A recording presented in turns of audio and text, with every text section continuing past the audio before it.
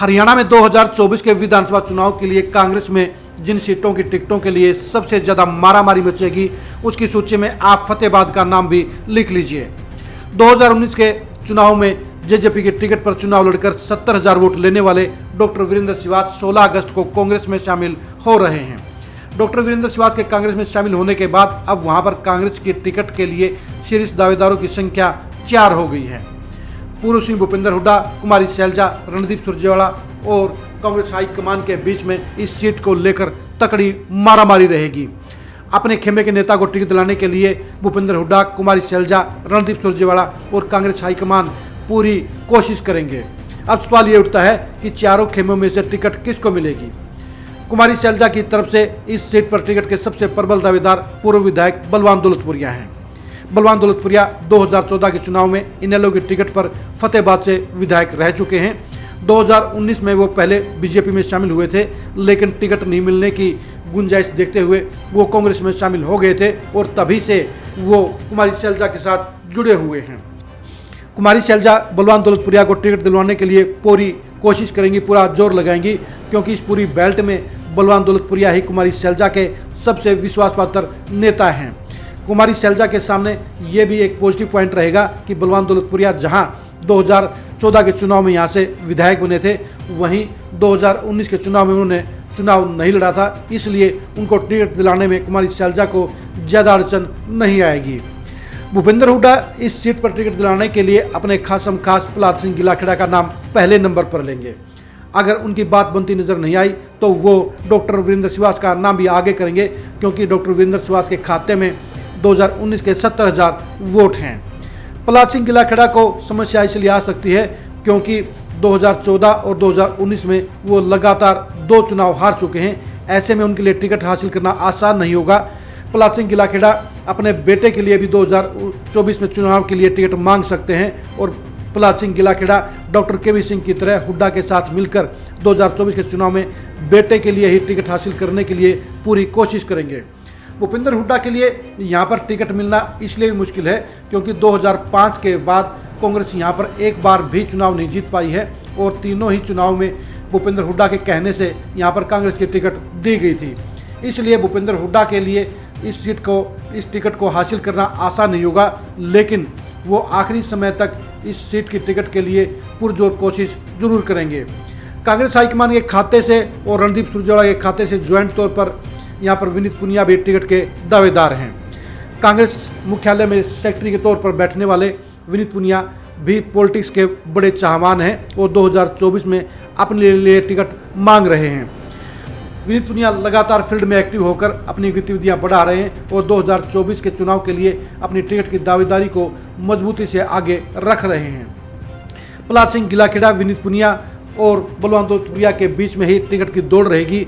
Doctor Virendra Siwach का number तभी लगेगा जब प्रहलाद सिंह गिलाखेड़ा की दावेदारी फेल हो जाएगी और भूपेंद्र हुड्डा उनकी एवज में डॉक्टर सिवाच का नाम आगे रखने का काम करेंगे। फतेहाबाद सीट जहां कांग्रेस के लिए 2024 में आसान नज़र आ रही है क्योंकि जीत के नज़रिए से वहां पर बीजेपी और जेजेपी के लिए 2024 में हालात अनुकूल नहीं हैं, वहीं कांग्रेस के लिए यहां पर बेहतर हालात बन सकते हैं क्योंकि यहाँ के वोटरों का मिजाज बता रहा है कि वो बीजेपी के खिलाफ है। 2019 के चुनाव में भी बीजेपी के खिलाफ यहाँ पर जेजेपी को 70,000 वोट मिले थे। बीजेपी के वर्तमान विधायक दुडाराम का यहाँ अपना वोट बैंक है और वो 2 बार यहाँ से विधायक रह चुके हैं। ऐसे में दुडाराम के लिए 2024 के चुनाव में जीत को दोहराना आसान नहीं होगा क्योंकि उनके खिलाफ 2019 में जो वोटरों की गोलबंदी हुई थी वो 2024 में उससे भी ज़्यादा हो सकती है और वहाँ पर कांग्रेस की जीत के आसार इसलिए बढ़ जाते हैं। जीत के आसार ज़्यादा होने के चलते ही फतेहाबाद सीट पर कांग्रेस की टिकट हासिल करने के लिए सभी दावेदारों में पुरजोर ताकत लगेगी। नेताओं के लिए इस टिकट को हासिल करना रसूख का सवाल रहेगा, इसलिए कुमारी शैलजा और भूपेंद्र हुड्डा दोनों ही इस सीट को हासिल करने के लिए कोई कोर कसर नहीं छोड़ेंगे। अब सवाल ये उठता है कि इस जिले की टिकटों को लेकर क्या समीकरण बनेंगे। जहां पर भूपेंद्र हुड्डा टोहाना और रतिया में दूसरी पार्टियों पर, दूसरे नेताओं पर टिकट के लेकर भारी पड़ेंगे, वहीं फतेहाबाद में उसके उलट माहौल हो सकता है क्योंकि भूपेंद्र हुड्डा के कहने से फतेहाबाद जिले में तीनों टिकटें किसी भी सूरत में नहीं मिलेंगी। भूपेंद्र हुड्डा की पहली चॉइस रहे टोहाना के पूर्व विधायक परमवीर सिंह अब ढलान पर हैं। वहां पर भूपेंद्र हुड्डा के पास उनका मजबूत विकल्प नहीं है। ऐसे में उस सीट की टिकट के लिए अब रणदीप सुरजेवाला ने भी दांव खेल दिया है। उन्होंने पिछले दिनों में वहां पर भी एक कार्यक्रम किया था और अच्छी खासी भीड़ भी जुटाई थी। इसलिए टोहाना में टिकट को लेकर कांग्रेस में कोई लंबी चौड़ी लाइन नहीं है। वहां पर कोई सरप्राइजिंग चेहरा कांग्रेस की टिकट ला सकता है। रतिया में भूपेंद्र हुड्डा अपने खासम खास जरनैल सिंह को टिकट दिलाने के लिए पूरी कोशिश करेंगे। पिछली बार जरनैल सिंह थोड़े से वोटों से चुनाव हार गए थे, इसलिए 2024 के चुनाव में भूपेंद्र हुड्डा को रतिया सीट से जरनैल सिंह की टिकट को लेकर कोई परेशानी नहीं होगी। लेकिन फतेहाबाद सीट को लेकर ऐसा बिल्कुल भी नहीं है। भूपेंद्र हुड्डा चाहकर भी 2024 के चुनाव में प्रहलाद सिंह गिलाखेड़ा को टिकट नहीं दिलवा पाएंगे, क्योंकि वहां पर वो लगातार 2 चुनाव हार चुके हैं और उनका प्रदर्शन काफ़ी डाउन रहा था। ऐसे में उनको टिकट दिलवाने के लिए भूपेंद्र हुड्डा को एडी चोटी का जोर लगाना पड़ेगा।